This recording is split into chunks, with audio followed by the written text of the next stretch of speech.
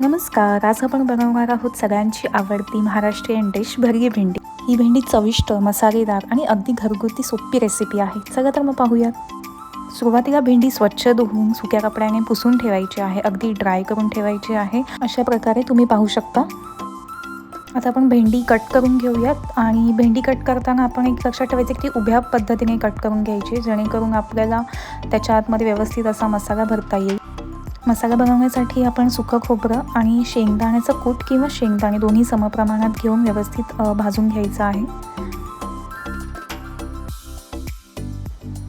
त्यामध्ये आपण धणे, तीळ हे सगळं टाकून व्यवस्थित पुन्हा एकदा भाजून घेणार आहोत.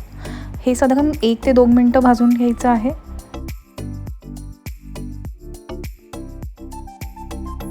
या भाजलेल्या वाटणात आपण टाकणार आहोत लसूण, अद्रक, थोडेसे कोकम किंवा आमचूर पावडर, जिरे,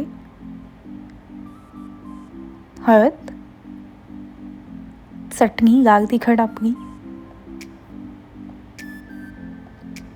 गरम मसाला पावडर, मीठ आणि हे सगळं आपण ग्राइंड करून घेणार आहोत.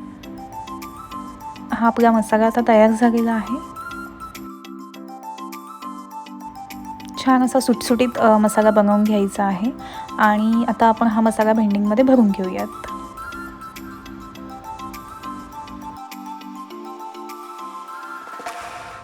सगळ्या भेंड्यांमध्ये आता मसाला भरून झालेला आहे आणि आता आपण हे फ्राय करून घेऊयात.